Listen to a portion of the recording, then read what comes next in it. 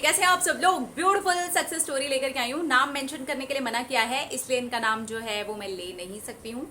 इन्होंने लिखा है मेरे मैरिड लाइफ बच गई है, और वो हुआ है लॉ ऑफ अट्रैक्शन की वजह से। मैं अपनी मैरिड लाइफ को लेकर के, अपने पार्टनर को लेकर के, अपनी ज़िंदगी को लेकर के पूरी तरह से नेगेटिव हो चुका था। इतना ज़्यादा नेगेटिव हो चुका था कि मेरी नेगेटिविटी मेरे रिश्ते को टूटने तक के रास्ते पर लेकर के आ गई। हम कोर्ट तक जाने के लिए तैयार हो गए और अब लगा कि रिश्ता टूट जाएगा। लेकिन मैं अपनी वाइफ से बहुत ज़्यादा प्यार करता हूँ, वो भी मुझसे बहुत ज़्यादा प्यार करती है। लेकिन नेगेटिविटी इतनी ज़्यादा बढ़ गई थी। कुछ तो परिवार के कारण थे और कुछ कारण मेरी भी वजह से हुए थे और कुछ कारण उसकी भी वजह से हुए थे। लेकिन जब मैंने जिम्मेदारी अपने ऊपर ले ली और ये समझा कि ये सब कुछ मेरी वजह से ही हुआ है और मैं इसे ठीक कर सकता हूँ अगर मैं इसे ख़राब कर सकता हूँ, तो मैं फैमिली को भी मैनेज कर सकता था अगर चाहता तो, मैं सिचुएशन को भी मैनेज कर सकता था अगर चाहता तो अब मुझे समझ में आया कि रिश्ता सही करने के पहले मुझे अपने थॉट प्रोसेस को ठीक करना होगा। मैंने आपका 21 डेज वाला टेक्निक देखा और अपने आप को पॉजिटिव करने में लग गया। 21 दिन तक मैं सिर्फ और सिर्फ अपने आप को पॉजिटिव अफर्मेशन देता था, दिन रात देता था। जब भी जगता था, सोता था, खाता था, पीता था, हर वक्त सिर्फ और सिर्फ पॉजिटिव अफर्मेशन देता था। और मैं अपने रिश्ते के लिए पॉजिटिव अफर्मेशन देता था कि मेरी मैरिड लाइफ बहुत ज़्यादा अच्छी हो गई है। मेरी वाइफ, प्लीज़ आप नाम नहीं लेना, उसका और मेरा रिश्ता बहुत ज़्यादा अच्छा हो गया है। हम दोनों बहुत ज़्यादा खुश हैं और हम अपनी मैरिड लाइफ को बहुत ज़्यादा एंजॉय कर रहे हैं। मैं इस तरीके के अफर्मेशंस देता रहता था। फिर मैंने आपकी फ़ोटो टेक्निक भी देखी थी और फ़ोटो टेक्निक भी मैं कर रहा था। रिश्ता इतना ज़्यादा ख़राब हो गया था कि 1.5 साल पहले ही मेरी वाइफ यहाँ से चली गई थी और वो मायके जा कर के रह रही थी। उसको लगा कि अब वो नहीं टॉलरेट कर सकती है, नहीं कर सकती थी, क्योंकि नेगेटिविटी सचमुच में बढ़ गई थी। इसलिए मैं उसको कोई दोष नहीं दे रहा हूँ, मैं अपने आप को ही दोष दे रहा था और मुझे ये दोष को ख़त्म करना था, पॉजिटिव होना था। अब मैंने इतनी ज़्यादा पॉजिटिविटी बढ़ा ली। 21 डेज़ वाली टेक्निक को मैंने 3 बार किया और इस तरह से मेरा समय निकला कि मेरी प्रोग्रामिंग इतनी अच्छी हो गई कि मुझे अब सपने भी पॉजिटिव आने लगे, पॉजिटिव चीज़ें दिखने लगी, मुझे पॉजिटिव महसूस होने लगा। यहाँ तक कि मेरी वाइफ का मुझे मैसेज भी आया। लेकिन जब मुझे मैसेज आया तब मेरे ध्यान में ये सब था ही नहीं।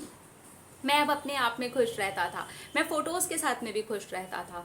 अब मेरे माइंड में ये ख्याल ही नहीं था कि हम दोनों अलग हो चुके हैं। मुझे यही लगता था कि मैं ऑफिस जाता हूँ और वो भी ऑफिस जाती है, हम मिल ही नहीं पाते हैं। वो कुछ टाइम के लिए मायके गई है। मैंने इस बीच में पूरी एक्ट एज इफ टेक्निक की, और एक्ट एज इफ टेक्निक में आप जो बोलते हो ना, वो बिल्कुल सच बोलते हो कि आपको कुछ छोड़ना ही नहीं पड़ता और आप जीत जाते हो। मैं बिल्कुल वैसे ही जीता। मैं यही सोचता था कि मैं ऑफिस आया हूँ, वो भी ऑफिस गई है, हमारी मुलाकात नहीं हो रही है। जब मैं ये कर रहा था उसके 3 महीने के अंदर ही मेरी वाइफ का मुझे मैसेज आ गया। मेरी वाइफ ने मुझसे पूछा, कहाँ हो, कैसे हो और क्या कर रहे हो। ये बहुत ही शॉकिंग मैसेज था, क्योंकि इतने टाइम के बीच में इस तरीके का कोई मैसेज हम दोनों के बीच में नहीं हुआ था।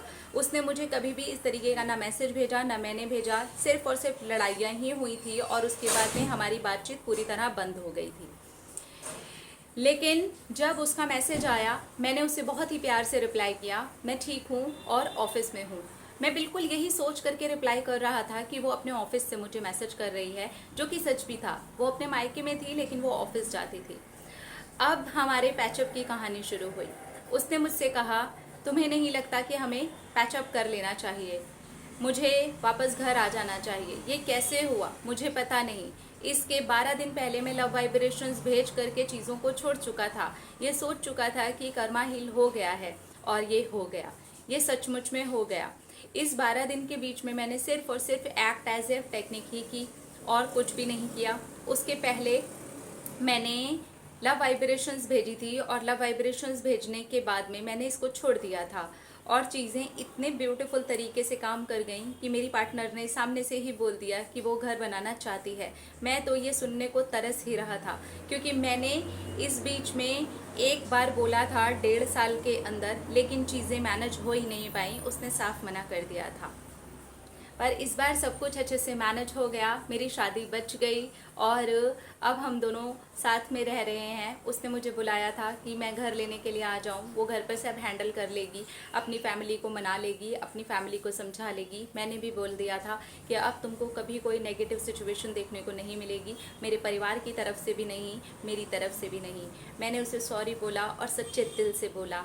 आज मैं ये कह सकता हूँ कि ये चीज़ें काम करती हैं और मेरे लिए तो इसने चमत्कार के जैसा ही मैजिकल वाला काम कर दिया है। ऐसे लगता है जैसे कोई जादू की छड़ी है और वो घूम गई है। आज मैं अपनी शादीशुदा ज़िंदगी में बिल्कुल वैसे ही खुश हूँ जैसे मैं अफर्म करता था, फील करता था, महसूस करता था। मैं और मेरी बीवी सचमुच में बहुत ही अच्छी और मैरिड लाइफ जी रहे हैं। Thank you, thank you, thank you so so so much. कितना भी थैंक यू बोलूँ वो कम ही है।